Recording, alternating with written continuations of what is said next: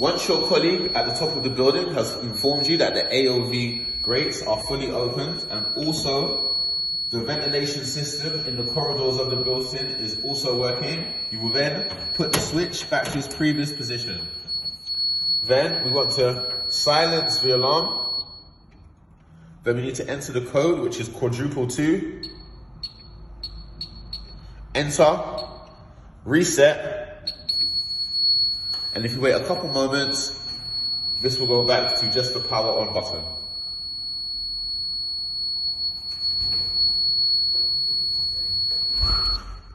And as you see, it is completely reset.